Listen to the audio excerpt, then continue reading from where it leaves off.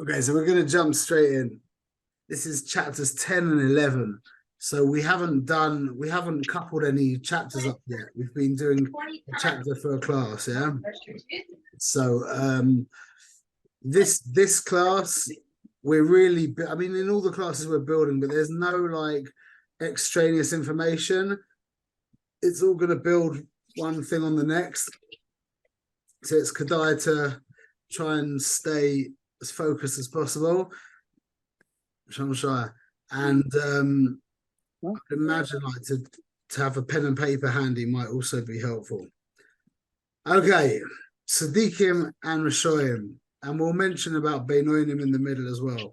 So before we get into explaining what is a Tzadik and what is a Rasha, we're going to try and understand the whole Seder of the Nefesh. Okay. I got a cute little picture. 1 minute.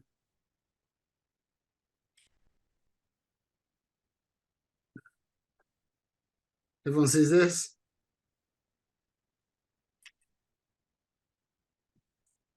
So this is how the soul works. We have pleasure, oineg at the top, which becomes melubish in ratzon. I'm going to get rid of this. So if you want to just jot this down, or you can, whatever you can, I can send it to you if you want. Maybe I'll send it. Maybe that's better if I send it to people. And you could just write down the top is oineg. Then comes ratzon. We'll explain why that's in small. Then comes seichel. We'll explain why that's in brackets. Then comes emotions, midas, and then comes behavior. Okay, and there's also a level above this that we're also going to discuss a little bit. Okay.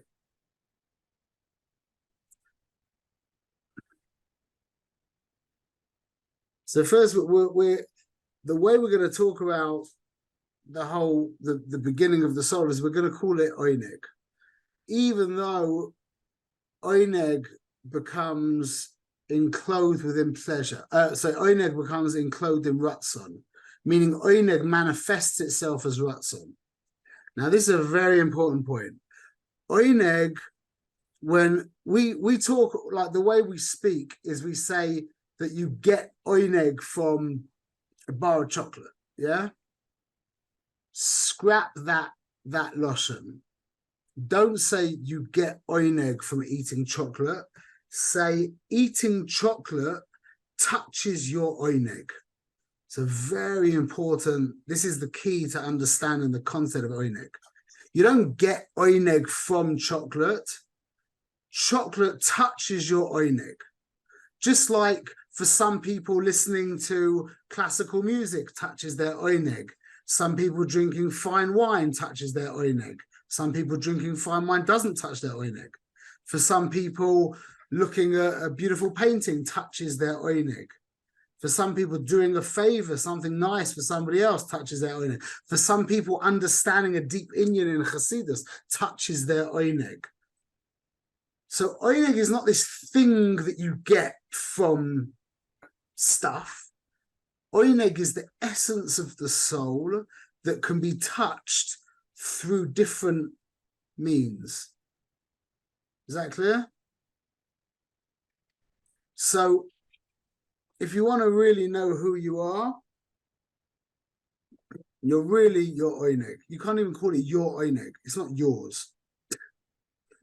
You can call it, you can say your seichel and your midas, but the oineg is the mensch, mamash. Rabbi, it sounds good because it sounds tangible now, right? That's what you're making it more of a tangible in the sentence. I understand what you're saying, but the point is the oineg itself is the most intangible, ineffable metzias there is. We're now understanding in context. That's why you need ratzon. Oineg becomes manifest in ratzon. Ratzon is now a kind of it's the outer manifestation of oineg. Oineg and ratzon are, the oineg is the panimi of ratzon, meaning you want what gives you pleasure. It's very simple.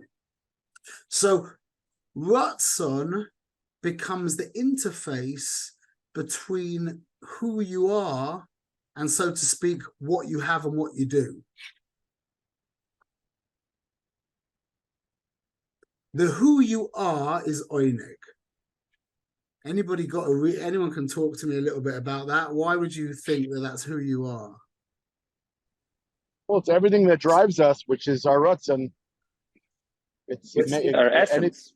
It drives our ratzon. The oineg drives our ratzon. Yeah. But you can think of it like this, because as we all know, that we're not in this world. There's not endless fights that we have. Yeah, there's not endless nisyonis and endless tivers, and it's always the choice between two.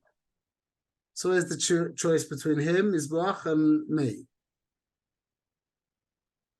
The me is the oineg, because if I'm doing something for myself, that means it has to be, like, for example, when I get on the plane, we spoke about this last week, I get on the plane to go skiing, yeah? Getting on the plane isn't for me. Getting on the plane is, the me is the oineg. The me is the pleasure of skiing down that's the reason why I do everything. Everything always comes down to my oineg, or his oineg, Yisbarach. Everything. That's why that's the mensch. So oineg is really the essence of the soul, and ratzon is the manifestation of that. That's the outer garment of oineg.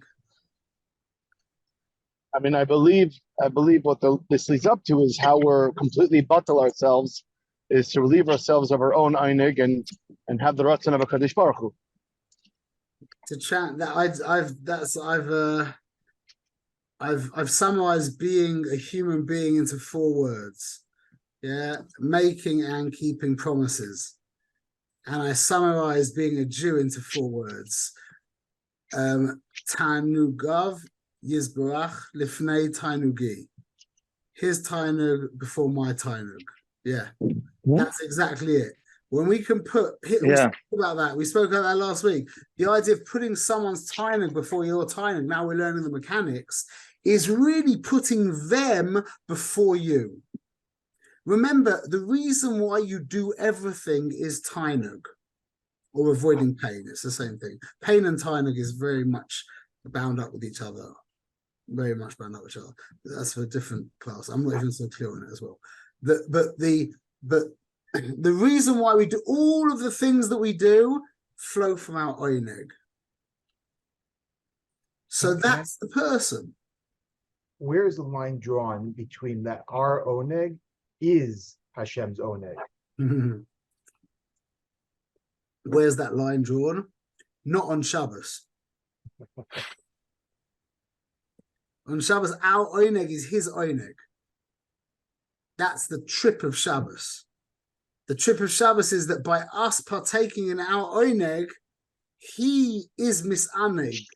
So it comes out, this is the funny thing, because I've always learned that, in the yeshivas and stuff, you especially in the Hasidic Shavuot, oineg Shabbos is about, you're eating lishma and you're trying to taste the elokus in the food, and you need your eyes closed and you need to, like roll your head back and, no. So then someone gets really upset with themselves. Bye, everybody. Someone gets upset with themselves if they eat achila gasa, because they turn around and they say, well, I wasn't eating for God, I was just eating for myself, yeah? But you're right, you shouldn't eat achila gasa. You know why you shouldn't eat achila gasa? Because you're mamaya your oineg. It's horrible to eat achila gasa. You feel fat and heavy and slow and itchy and sweaty, and it's horrible. So you are mamaya your oineg. The whole point of Shabbos is oineg. When you indulge your oineg on Shabbos, that's the mitzvah. That's the mitzvah. But indulging yourself in too much food and in too much that ends up you lose the oineg. That's not you understand. You're not being misaneg. But the mitzvah is to be misaneg. And if you get oineg from zmiras, that's great. Sing zmiras. if you get oineg from kugel, then eat some kugel. Everyone's oineg gets touched from different places. If you get oineg from learning a mimer, do that. If you get oineg from sitting on the couch and schmoozing with your kids, do that. Whatever it is that touches your oineg, that's the mitzvah of Shabbos. As Tzadik al Hashem. It's not. That's it. You're being the mitzvah is the oineg. There's the mitzvah of oineg Shabbos, and that's the misaneg al Hashem. That's your connection to His oineg. The rest of how do you know that you're really doing Shabbos correctly? Is that the other 6 days of the week you're mamayat your oineg? That's an important part of the equation. I think there's a halacha that if a person fasts on Shabbos and that's his einik, he's allowed to fast on Shabbos. Only for a bad dream. Only for a bad dream. Otherwise you That's need the to reason do given. kindness afterwards. Yeah. Anyway, so oineg becomes enclosed in Ratzon, and we're going to be speaking in this show. We're going to be talking about. We're just going to be calling it oineg. We're not going to be talking about Ratzon, okay? Because Ratzon and oineg are completely enmeshed with. They're not really enmeshed with each other. Oineg is the panemius of Ratzon, so they're basically one thing for our intents and purposes. We'll discuss them a little bit. Now, that becomes mishtaushel into seichel. That comes down through the system into seichel. As we learn, that's chochmah, bina, and das. That becomes manifest as midas, which is Avrin Yira, or the six, whatever you want to call it, the 6 midas, we'll call them Avrin Yira, which becomes manifest in behavior. Mashava dibur ma'isa. So that's the system. It begins in oineg, which becomes enclosed in ratzon, which energizes seichel, which gives birth to midas, which becomes manifest as behavior. That's the whole system. So what does lave have anything to do with einig? Because certainly, and feels like it. So well, I'm not sure what you mean. In other words, you haven't mentioned anything about the heart. Well, the heart can be a way to oineg. Emotion can be pleasurable, just like ice cream can be pleasurable. But there is another. There is the Rebbe in Tanya. He talks about oineg, but he also uses the word ava interchangeably in certain places. So we're going to be talking about 2 kinds of ava, and they are very, very different. Okay, it's really important to make this chiluk between the ava that's the ava batanugim, which basically is talking about oineg, and the ava, the midah of ava. They're very, very different. And very important to make a chiluk, very important to understand the difference between them, which we'll try and do as well. So, okay, so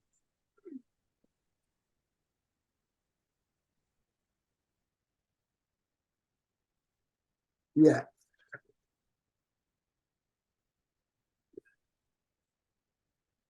Oineg and Ratzon, as they're together, are called the makifim of the soul. They're called makif because they're not within our control to do anything to. There's I don't want to get too involved in this right now, but what we're calling Ratzon, the Ratzon that's kashor to oineg, is different to what's called the Ratzon sheba moichai. There's a Ratzon in the moyach, which is a different kind of thing. We're talking about the will to live. That's the primary Ratzon. So it's interesting because we know that the will to live, you're not able to stop wanting to live. That's not within your control. That's why it's called makif. And the reason why you have a will to live is because being is intrinsically pleasurable. The being, do you remember, if we go back far enough, we learned that the panemius of the nefesh bahamis is to be. Really, the desire of sitra achra, its teva, is just to be. That is its oineg. And that's why we're chasing oineg, because the touching of the oineg is the touching of its existence, which is the experiencing of itself. So I would like to change, like Descartes said, he didn't actually say this, but people say he said this, I think, therefore I am. I think after everything that I've learned, you could change that to I experience pleasure, therefore I am. That's a much more, a much deeper thing. So the will to live, which is non-negotiable, is an expression of our oineg. Why does someone say they have no will to live? They're either lying, probably lying, put a gun to their head and watch them plead, yeah, or there are the basic understanding. There can be other reasons as well, but the most common reason that I've understood for not living, for losing the will to live, there can be a person in abject pain, like constant pain, where there's just pain in their life, and that means their oineg is not being touched, and that can actually their will to live can dissolve from that. But the most or maybe it's not that they don't have a will to live; they just don't want the pain, or they want the oineg. They want the they want the pain to be touched, but they're not necessarily that they have no will to live. Yeah, but it can end up playing. But the most common, from what I've understood, the most common reason that a person can actually end up ending their life is it's a good story is from the Golden Gate Bridge. There's this guy, you can look it up on YouTube, it's worth seeing. There's like the Golden Gate Bridge is apparently 27 stories high, yeah? And the chance of surviving if you jump off of it are apparently 1%. So I think something like 2,300 people tried to jump off it, and like obviously 23 people lived. And the ones of this generation who did that, they've got like a WhatsApp group or some kind of, they're connected to each other. And there's this guy, you can look him up on YouTube, he's told of his story. Bekitzer,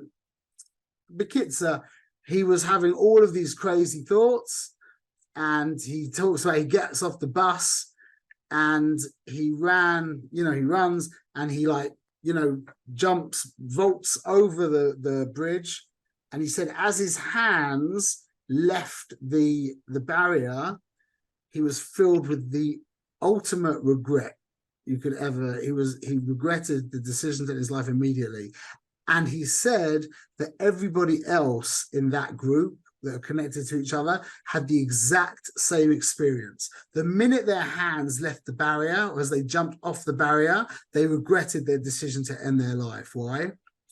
Because the abject fear of being faced with death totally discontinued their koach machshava. And that's like the sun shining and the sky is filled with clouds. So the sun is always shining, no matter, like in England, there's a Shiloh, whether there's a sun or not. People never know, after, it can be. But Lamaisa, that's the inyan of machshava, is that when the machshava clears away, the will to live is still shining. But if the machshavas are strong enough, which they are in this generation, much more than any other generation, that's why there's much more suicide in this generation than there ever was before.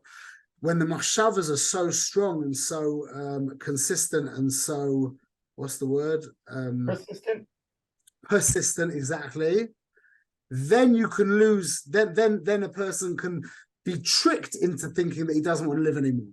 So that's just the interesting story about jumping off the bridge or doing any of these things that will actually discontinue the koach machshava, and then it's like the clouds clear. And you'll see that the will to live never really did go away at all. It just got obscured. That's why those 23 guys survived. What do you mean? Never mind. Okay, didn't get that one. Okay, so the will to live is the manifestation of our oineg. Okay, that's the second stage now. Now, that's all called makifim, because that's not within our power to do anything about. You can't change your oineg, and you can't change your ratzon. Like we just said, you can't. It's not up to you to lose your will to live. That's why it's called makif, because it's not within the system. It's I don't know the word. I can't think of the word, but it generates the system. It powers the system. It's the source of the system, whatever lashonis you want to use. So anyway, that powers seichel. So oineg, the oineg of the animal soul, you could call it ultimately selfish. That's maybe not even strong enough, because the oineg of the animal soul is almost like in a dimion, an elokus unto itself. It really is. It's the part of me that says ani v'afsi oid.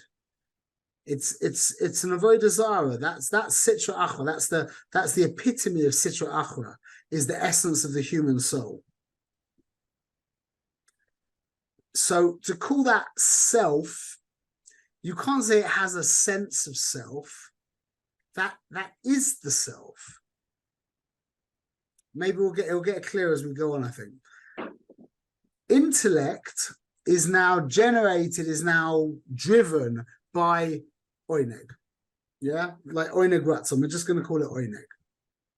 So the oineg, which is the energy now, so to speak, transists or transforms or manifests as, well, it kind of pops into the system as chokhmah and then gets processed through bina. And if we do that strongly enough, we end up with das. Anybody remembers the three words we use to translate chokhmah, bina, and das? So chokhmah discovers the idea. Bina develops the idea, and das identifies with the idea. Where does the chokhmah come from? It really comes from the oineg. It comes from the source of the soul. It's amazing when you think of it like that, because really everything that you have to be very abstract to understand this, but every chiddush that you have, everything that you understand didn't come from outside of you. It's drawn through this, it's from the essence of your soul. And it gets drawn down through, you could see stuff which will remind you, which will draw it down, whatever. But by definition, any chiddush that you have, or in the goyish sense, any idea that you come to from, like any secular idea, concept that you come to, is information being drawn down from the energy of from the abstract energy of your soul, whatever you want to call it, energy, information, I don't know what you'd call it. But that's chokhmah me'ayin timatzeh, means chokhmah is drawing from that level above. Now, as that energy comes down into the system through chokhmah, yeah, it's the germ form of the idea. Then we develop and extrapolate and give it length and breadth and depth and compare and contrast and analyze, etc. Yeah, that's the bina, and that now gives us das. When the idea enters into our das, now we've begun to take it personally, and now we have emotions towards the idea or whatever it is. Emotions are attraction or repulsion. Now, it gets confusing because when we talk about like wanting or pleasure, you could say like Rotzon, you could say, well, I really want pizza, which is basically like saying, I love pizza, yeah? So it gets confusing. What's the difference between love and want? What's the difference between love and Rotzon? I love pizza and I want pizza. Yeah, you hear my question? So the difference is that Rotzon is a pure energy. It's just energy. So just like you love pizza, you hate gala or whatever that stuff my kids eat, that squidgy horrible stuff. Yeah. So the energy by which you love you can't ever say, I want, in regards to the word Ratzon, you can't say, I want Ani Rotzeh. That wouldn't be the concept of Ratzon. Ratzon is toyu. It's not, it hasn't been put into any kind of keli right there. It's just pure energy. It's a drive, not an outcome. It's not looking for, it doesn't know what's going to accomplish that thing. It just knows that it wants it. It doesn't want pizza. It wants sustenance or pleasure or whatever. It wants something that will give it pleasure. And it also wants to get away from something that will give it pain. So now that's exactly the point. It's just raw energy. When that raw energy filters down into love, then I'm attracted to something. If that raw energy is filtered down into Gevura, into Yira, then I'm repulsed, and I'm repulsed from that thing. What's the system that's masader? That's the word. What is it that's masader the chaotic energy of Ratzon? I'll give you a clue. It's the same thing that's masader everything. Tonic. What? Your tonic, your enjoyment, no? No, that's the source. Tanakh is even more toyu than Ratzon.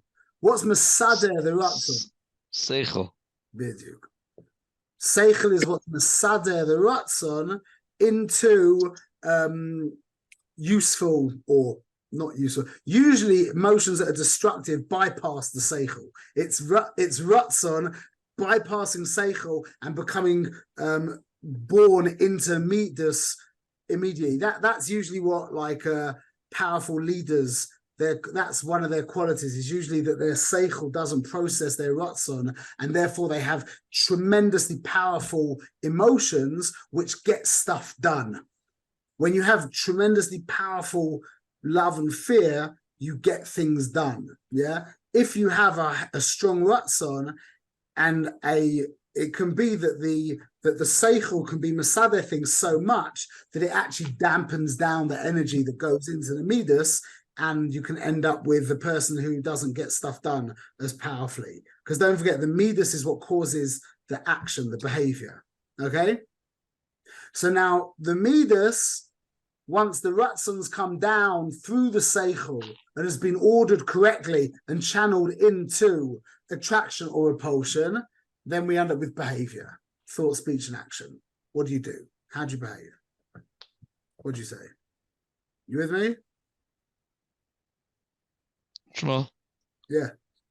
Can you give an example of this process? Because I'm just thinking in my own life that most of my insights do not come from Chachma, at least not from self-generated Chachma.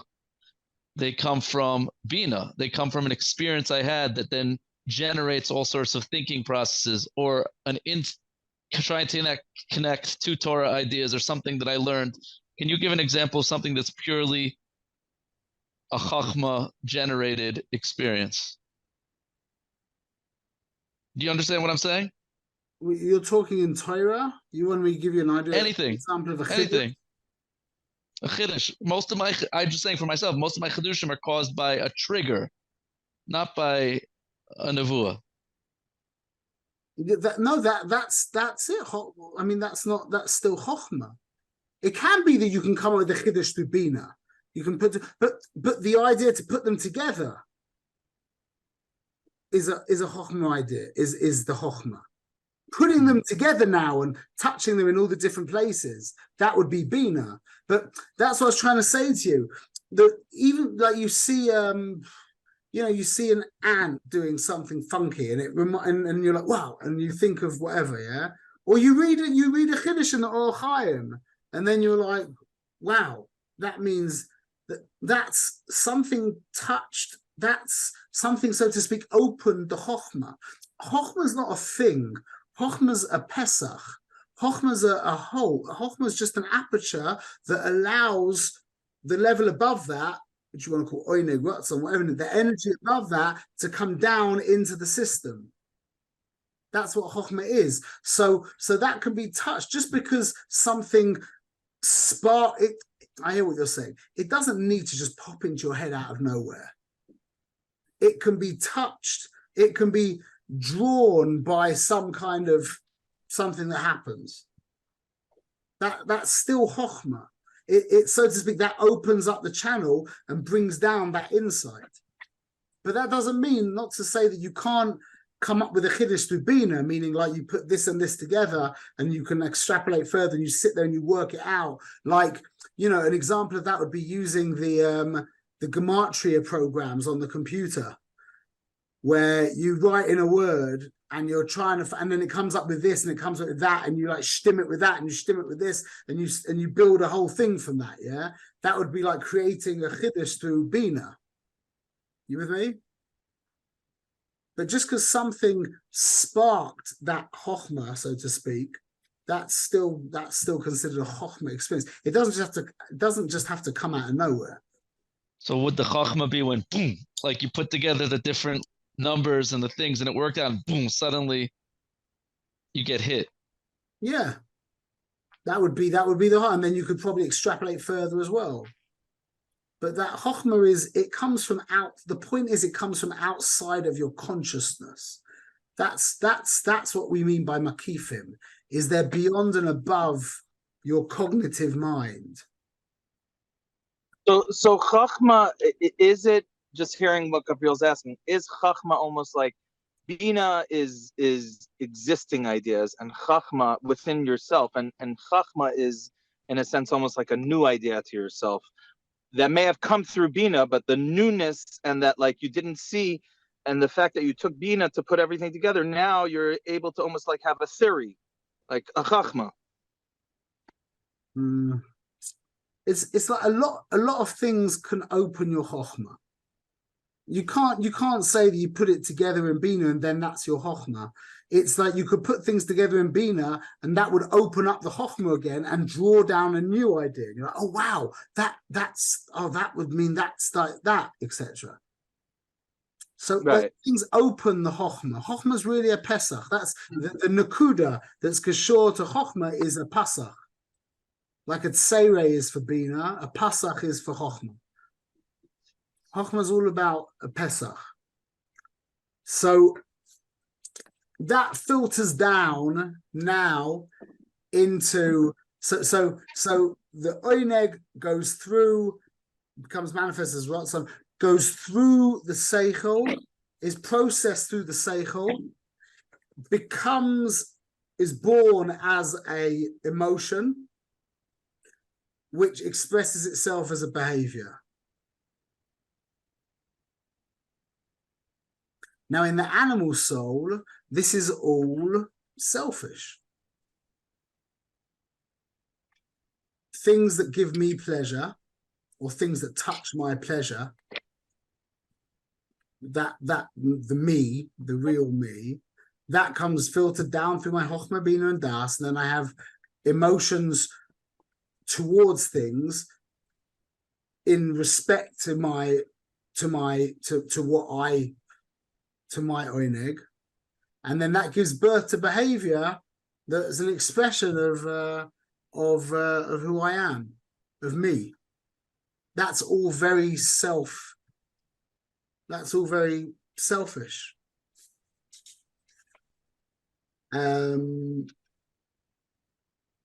Okay. Is everyone clear? Because now we're going to put it all together really quickly. We just did all the hard work. Now we're just going to enjoy the payrus. Okay, does someone want to speak it out? So say it back, man. Can someone give it back? Yeah. Can we review it first 5 times? Do you want me to say it again and then someone else is going to say it back to me? Yeah. Okay, I'll say it again. The oineg of the soul is the person himself. That's the actual essence of the soul. That's the me. Everything comes from that. That becomes manifest in Ratzon, and Oneg Ratzon is basically the same thing for our discussion here. And those are Makifim. They're not. We can't affect them. We can't do anything about them. It's like analogous to you can't pick yourself up by your payers. That's you. You can't, you need to go above you. Yeah. So it really, just as a side point, by the way, the only real way to trump your own oineg is by replacing it with someone else's oineg. That's a very deep point. I'm not going to get into that right now. That'll take us too far off the topic. But Yeah, but if you're okay, never mind. Yeah. think about that. So the oineg channels itself down through seichel and midas. By the way, is seichel and midas selfish, or is it subjective or objective? Subjective. No, seichel is objective. Seichel is just like a computer. It is just a computer. It has no, its objective is to understand, but it doesn't have any sense of self.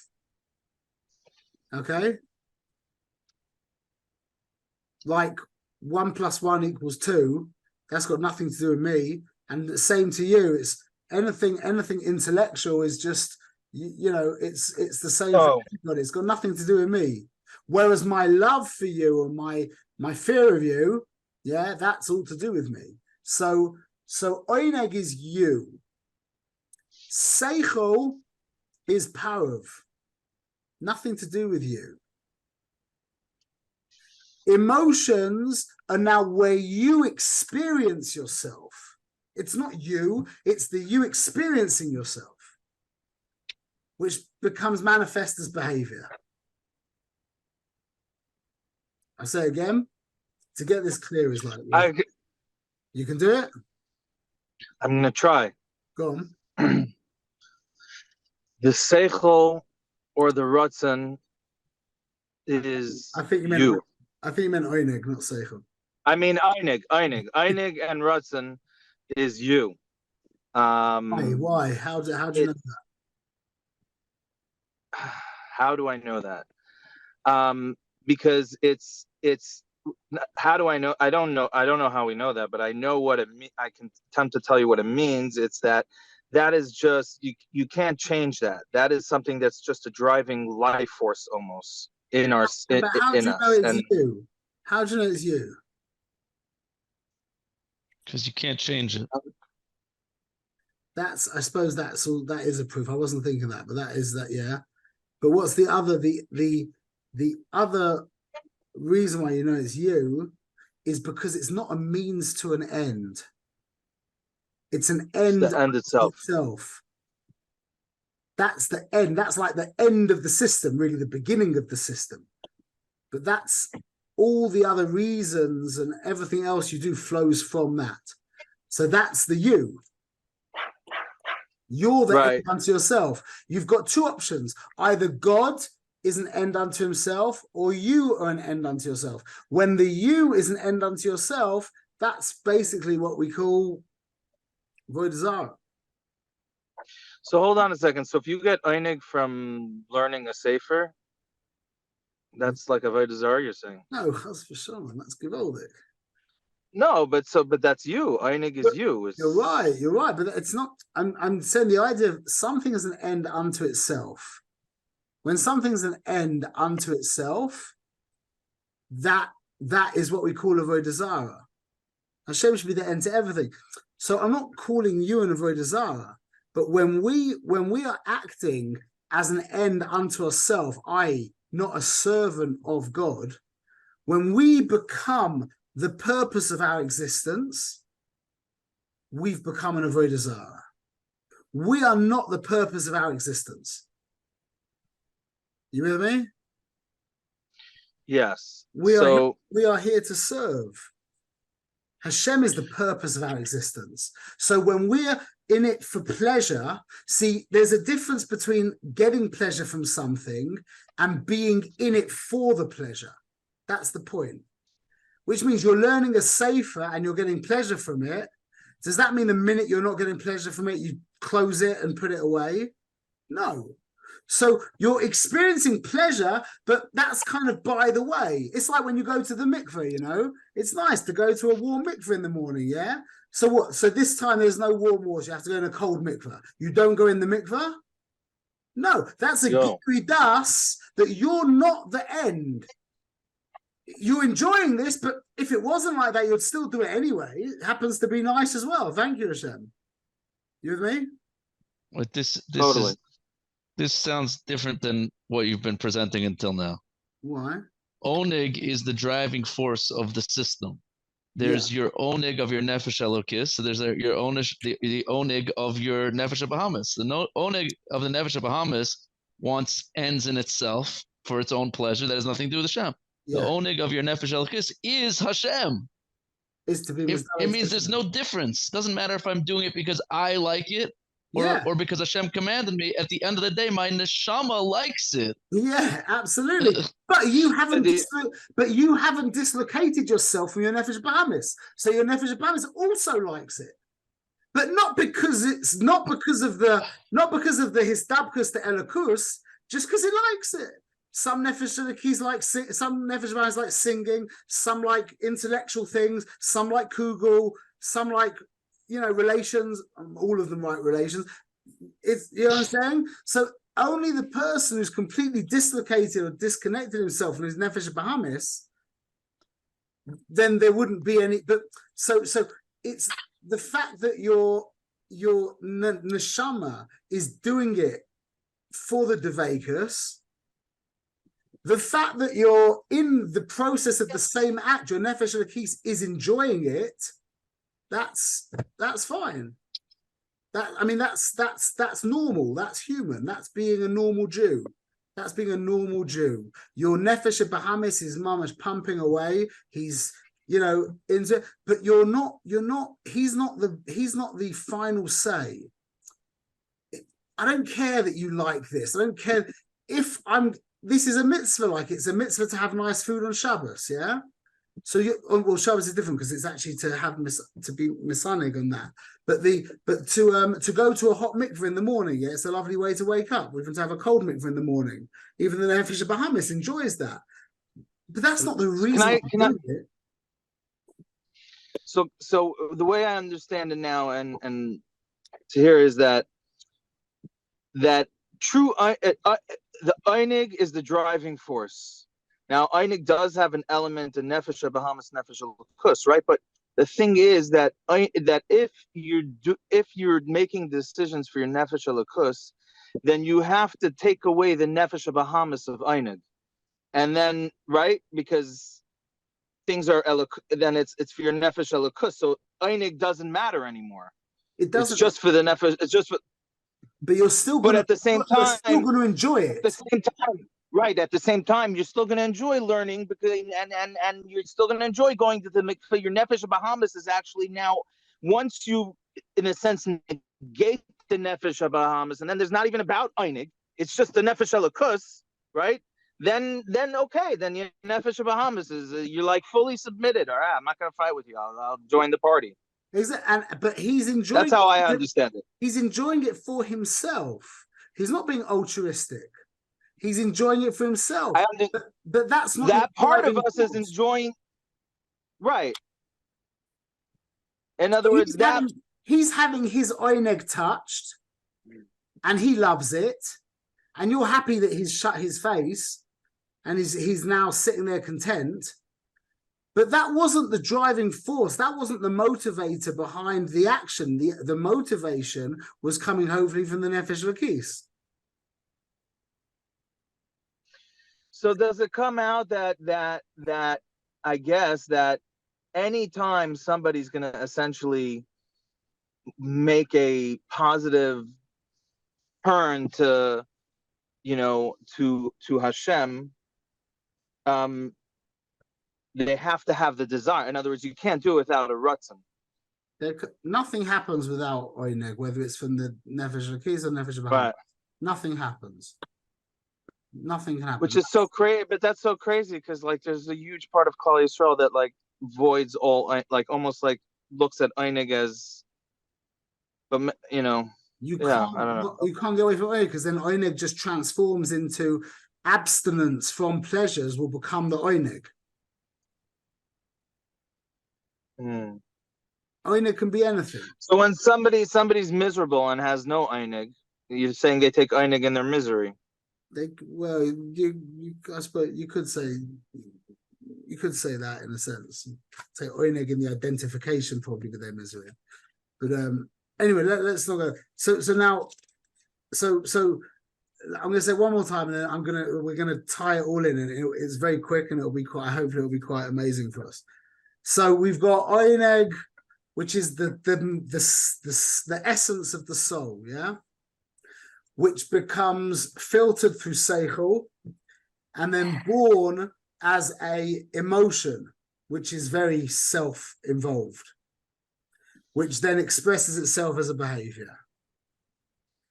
Okay? Everyone's clear on the system? So it goes oneg, seichel, midas, behavior, levushin.